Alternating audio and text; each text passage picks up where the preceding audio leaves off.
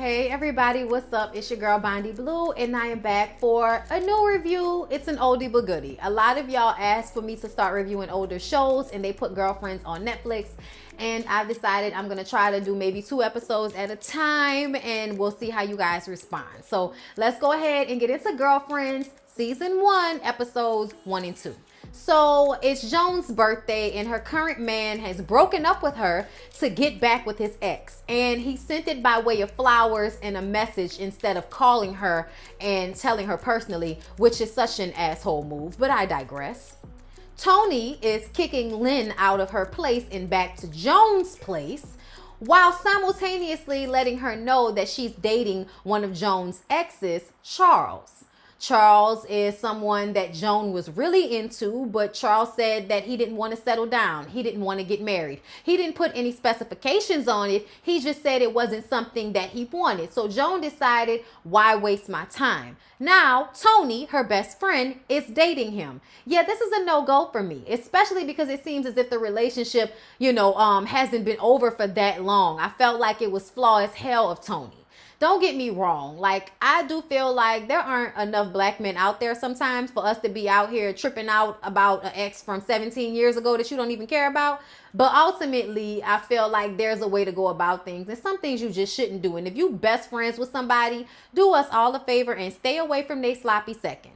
Okay? Now, Tony wasn't even going to say anything to Joan, which I felt like was fucked up, because you were going to show up to her birthday party with Charles and not give her a heads up beforehand. But Lynn threatened to cut out her Korean weave, so she went ahead and made the phone call. So it's Joan's birthday, okay? She's dressed in this killer dress with her whole back out, showing how nice Tracy Ellis Ross ass is. Mwah, okay? And Charles and Tony get to the house, okay? And she's flaunting that fatty to show him what he's been missing. She also asked William to be her date, which was pointless because he's so damn goofy. Nobody really believes that they're together, which is weird because she's goofy. So why wouldn't y'all believe that? I mean, in all honesty, I don't know why they never really got together. But I also think it's because sometimes goofy girls need men that have a little bit more of an edge, and goofy men need women who have a little bit more of an edge. Because we see, the people that they ended up with, even though Ike Jr. is a great guy, because that's who Joan ended up with, Ike Jr., look it up. But that's what I call him, okay? But he had a little bit, of course, a little bit more edge than the Ryan Gumble effect that we get from William. And let's not even get into Monica, who comes from a rich family, but it's definitely on some, don't play with me, William. You know what I'm saying? Edge. Tony calls herself trying to correct Maya's grammar, which is so annoying. I hate when people try to correct grammar. You know that black people just say things a certain way because it sounds good versus saying it the correct way, which doesn't sound as good to my ears, okay? And it doesn't have the same effect sometimes. So incorrect grammar in English, it is. Maya decides to give Tony a grammar lesson though. She says, well, kiss can be both a noun and a verb. So why don't you give my ass a kiss or kiss my ass? And it's one of my favorite lines in the show. I love it. Maya is my favorite character, just so y'all know. Then Maya goes into the kitchen, overhears a conversation that Joan is having, and finds out that Charles is Joan's ex-man, and Tony is out there acting like she don't even know. Tony comes into the kitchen trying to check Maya, and she's on to the next thing. Oh, hell no. Okay, dating your best friend's ex is just as wrong as that blue eyeshadow you have on right now. And I was like, yes, Tony, that blue eyeshadow was not the move or the way. It wasn't. Maya lets them know that's just like having sex with Joan, Tony, okay? Because you're having sex with someone who she had sex with, so on and so forth. Y'all know how they explained it, so we would stop giving each other STDs in the 90s because people were dying and shit. Tony says that they're all grown, okay, and if they do want to slap, sloppy seconds, that's their prerogative. And Maya says it's just nasty. And child, that's how I feel about that Mary lady on Real Housewives of Salt Lake City. I'm gonna review it, wait on it, but I'm just saying it may not be wrong biologically, but nasty.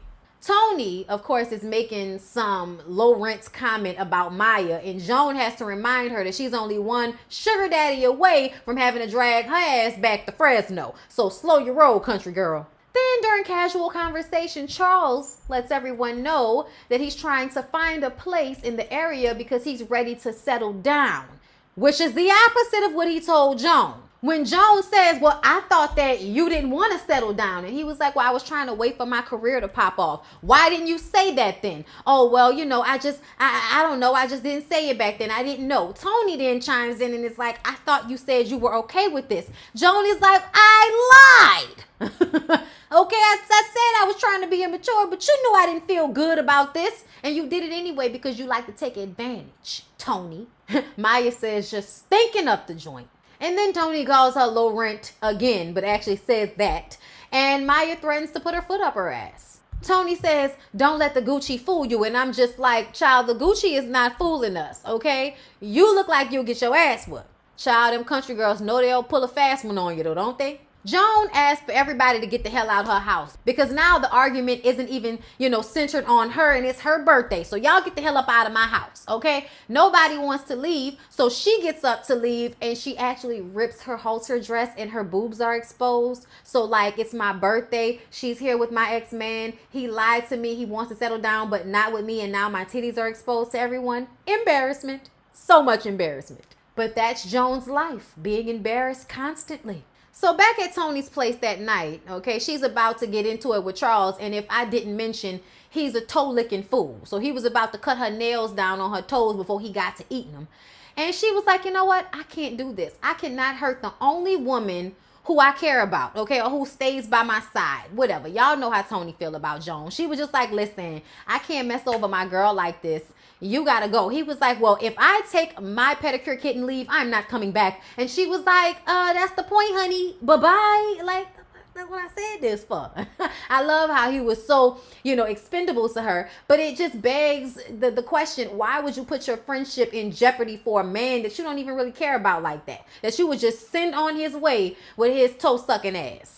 Charles, because he's a dog, shows up at Joan's house trying to apologize for what happened with Tony. He admits that he was scared, which is why he didn't tell her that he wanted to wait to get his career on track. To me, I felt like you didn't want to marry her. So you didn't want to give her any, misconceptions that she might be that one. That relationship was supposed to end. It might have hurt, but that's what it is. Where shit got messy is where you decide to date somebody's best friend and then show up to their house for their birthday party to rub it in their face. That's just disrespectful and low down, Charles. If he's sucking toes, he's a bottom feeder. The flesh is weak. So he puts the moves on our girl Joni and they end up on top of the kitchen counter.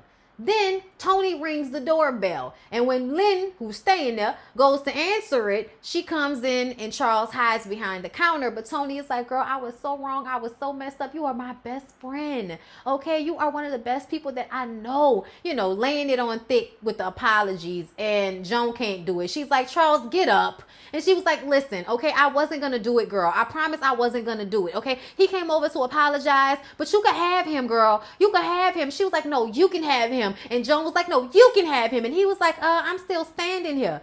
And they were like, oh, we're sorry, Charles. And then they fake him out and say, well, you know what? Since we've all made up, let's go out to eat. He was like, you guys want to go to this little Chinese place? And they were like, great, we'll meet you over there. And when he leaves, they're like, so I guess we're going to get Italian, huh? Dog ass. Think you about to fuck over me and my friends and then go to dinner with us after so you can try to get you some threesome action popping? Boy, get the hell out of my face with this. I saw where this was going. You was trying to get multiple toes in that mouth. So they meet up at Davis's restaurant, which is the spot on the first season. And Lynn invited Maya so that Tony can apologize for calling her low rent because it was just disrespectful. Okay? Joan is still thinking about Charles, and that's the sad part about it. But I get it. He fine.